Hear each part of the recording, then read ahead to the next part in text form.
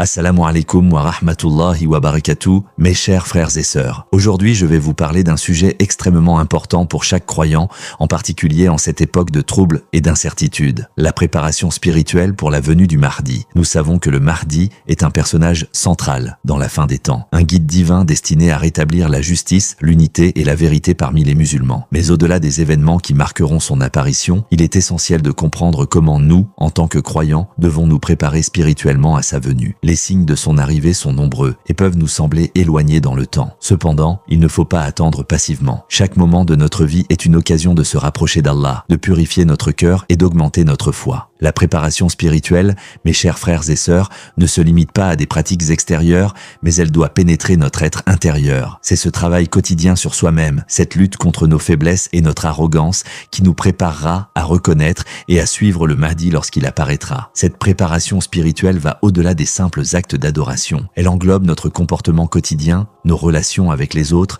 et notre capacité à rester ferme dans la foi, même face aux épreuves. Avant l'apparition du Mahdi, la Oumma sera confrontée à de grandes tribulations, et c'est dans ces moments-là que la véritable préparation sera mise à l'épreuve. C'est pourquoi il est primordial de commencer dès maintenant à renforcer notre lien avec Allah et à purifier nos cœurs pour être prêts à répondre à l'appel du Mahdi. La foi et la sincérité sont les fondements même de notre préparation spirituelle pour l'apparition du Mahdi. Dans un monde où les tentations sont nombreuses et où la superficialité religieuse se répand, il est plus que jamais nécessaire de se concentrer sur l'authenticité de notre foi. Le Mahdi ne viendra pas seulement pour rassembler ceux qui ont une apparence religieuse, mais pour guider ceux dont le cœur est sincère et dont les actions reflètent cette sincérité. La foi véritable est celle qui ne se contente pas de mots, mais qui se manifeste dans nos actions quotidiennes. Cela signifie que notre prière ne doit pas être une simple routine, mais un acte de dévotion sincère. Le jeûne ne doit pas être une privation sans réflexion, mais un moyen de purifier notre âme. Le dhikr ne doit pas être un simple murmure, mais un véritable rappel de notre connexion avec Allah. C'est cette sincérité dans nos actes d'adoration qui nous préparera à la venue du Mahdi. Avant même l'apparition du Mahdi, la foi des croyants sera mise à l'épreuve de nombreuses façons. Les difficultés économiques,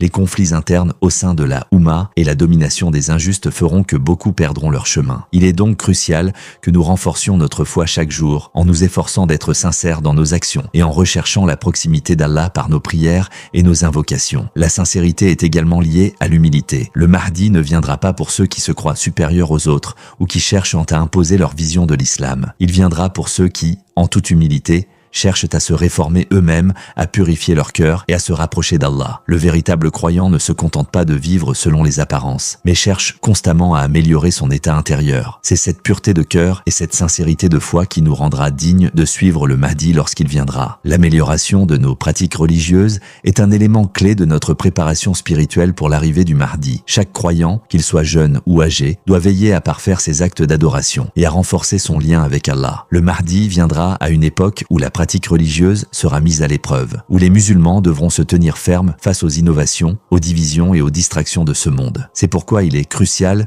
que nous nous efforcions, dès aujourd'hui, de purifier nos pratiques. La prière est le pilier central de l'islam, et c'est à travers la prière que nous établissons notre relation directe avec Allah. Le Mahdi ne viendra pas pour les musulmans qui se contentent de prier sans concentration ni dévotion. La prière doit être un moment de communion sincère avec le Créateur, un acte où l'on cherche à purger son cœur de toute distraction et à se soumettre totalement à la volonté divine. Lorsque nous prions, nous devons nous rappeler que chaque mouvement, chaque parole dans la prière est une occasion d'élever notre âme et de renforcer notre foi. Le jeûne, quant à lui, est un autre acte d'adoration qui nous prépare à l'arrivée du Mahdi. Ce n'est pas seulement un acte physique de privation, mais un moyen de renforcer notre autodiscipline et de purifier notre âme. En jeûnant, nous apprenons à contrôler nos désirs et à nous concentrer sur ce qui est spirituellement bénéfique. C'est cette discipline spirituelle qui nous aidera à résister aux épreuves qui surviendront avant l'arrivée du Mahdi et à être prêts à le suivre lorsqu'il se manifestera. Le dhikr, ou le souvenir d'Allah, est un autre aspect essentiel de notre préparation. Il est dit dans le Coran que la remembrance d'Allah apaise les cœurs, Coran 13:28. En pratiquant le dhikr, nous renforçons notre lien avec Allah et nous nous préparons à affronter les épreuves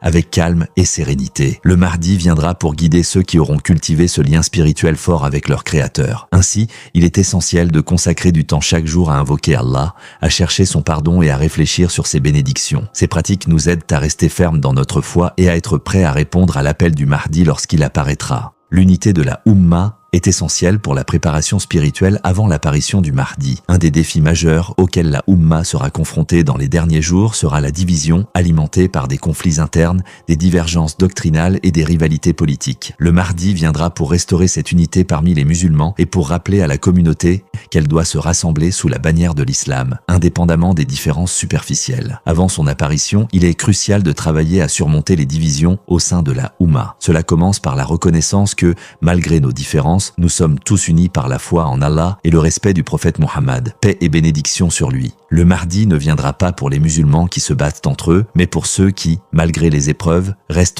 fermes dans leur engagement envers Allah et son message. Un aspect clé de cette unité est l'élimination de la sectarisation au sein de la Oumma. Bien que des différences d'opinion existent, il est important de se rappeler que l'islam nous enseigne la tolérance, le respect des autres et l'acceptation des divergences d'interprétation, tant qu'elle ne dévient pas de l'essentiel du message. Il est crucial que nous nous concentrions sur ce qui nous unit plutôt que sur ce qui nous divise. Lorsque nous cultivons cette unité sincère, non seulement nous nous rapprochons les uns des autres, mais nous créons également un environnement propice à la venue du Mahdi. L'unité de la Oumma ne se limite pas seulement aux aspects doctrinaux, mais s'étend également à la solidarité dans les actions pratiques. La coopération entre les musulmans dans les œuvres de bienfaisance, dans la défense des droits des opprimés et dans la propagation de l'islam contribue à renforcer le tissu social de la communauté. Unis dans nos actions et dans notre foi, nous serons prêts à recevoir le Mahdi et à l'accompagner dans sa mission de rétablissement de la justice et de la vérité. Le Mahdi ne viendra pas pour un groupe de musulmans divisés, mais pour une Oumma forte, unie et prête à affronter les défis de la fin des temps. Par conséquent, renforcer cette unité dès maintenant dans nos communautés et à travers nos actions est une étape cruciale dans notre préparation spirituelle. La patience et l'endurance face aux épreuves sont des qualités essentielles pour chaque croyant, surtout en période de tribulation comme celles qui précéderont l'apparition du Mahdi. Il est dit dans le Coran que Allah est avec ceux qui sont patients, Coran 253. La patience est donc non seulement un acte de foi, mais aussi un moyen de se préparer spirituellement aux événements difficiles à venir. Avant l'apparition du Mahdi, la Oumma vivra des épreuves terribles, qu'il s'agisse de guerre, de persécutions ou de troubles économiques et sociaux. Les croyants seront mis à l'épreuve dans leur foi et devront faire face à des situations qui risquent de faire vaciller leurs croyances. Mais c'est justement dans ces moments de difficulté que la patience devient une vertu précieuse, l'endurance dans l'adversité, sans se laisser séduire par les tentations de l'injustice ou de la corruption, est un signe de force spirituelle. Être patient, c'est aussi accepter les volontés d'Allah et comprendre que chaque épreuve a un but divin, même si celui-ci n'est pas toujours immédiat ou évident. Le Mahdi viendra pour restaurer la justice, mais avant cela, les croyants devront traverser des périodes où la vérité semble être obscurcie par les faux discours et les manipulations des oppresseurs. La patience, dans ce contexte, devient une forme d'adhérence ferme à la vérité, même lorsque celle-ci semble marginalisée. C'est cette résistance aux épreuves qui nous rendra dignes de suivre le Mahdi lorsque son heure viendra. L'endurance n'est pas uniquement une question d'acceptation passive des difficultés, mais aussi un acte de résistance active. Les croyants devront être forts dans leur foi, défendre leurs principes et leurs valeurs, même face à la persécution. Ceux qui persévéreront dans leurs prières, leur engagement envers la vérité et leur solidarité avec la communauté seront les témoins de l'arrivée du Mahdi. Ainsi, la patience ne consiste pas à attendre passivement, mais à demeurer ferme et résolu dans notre foi, même face aux pires épreuves. Ceux qui réussiront cette épreuve d'endurance seront prêts à recevoir le Mahdi et à répondre à son appel. La solidarité et le soutien entre croyants constituent un autre pilier fondamental de notre préparation spirituelle pour l'arrivée du Mahdi. L'islam insiste sur l'importance de l'entraide et de la fraternité. Le prophète Mohammed, paix et bénédiction sur lui, a dit « Le croyant pour le croyant est comme un bâtiment dont les différentes parties se soutiennent mutuellement ». Sahih al-Bukhari. Cette solidarité est essentielle, surtout en période de crise et de tribulation, telles que celles qui précéderont la venue du Mahdi. Avant l'apparition du Mahdi, la communauté musulmane sera confrontée à de nombreuses épreuves, des guerres, des persécutions, des divisions internes et des attaques contre les principes de l'islam. Il sera donc plus important que jamais de se soutenir mutuellement, de se protéger les uns les autres et de renforcer les liens d'amitié et de fraternité au sein de la Oumma. Ce soutien ne se limite pas uniquement aux aspects matériels, mais englobe également l'aide spirituelle et morale en encourageant les autres à maintenir leur foi et à persévérer dans les moments difficiles. Ce soutien réciproque est particulièrement crucial face aux épreuves du dernier temps. Lorsque le Mahdi apparaîtra, il viendra pour unifier les croyants et les guider vers la vérité. Cependant, cet appel ne pourra être entendu et suivi que si la communauté est suffisamment forte et solidaire pour répondre ensemble. Les croyants devront être prêts à se rassembler, à mettre de côté leurs différences et à soutenir le Mahdi dans sa mission divine. La solidarité dans la Oumma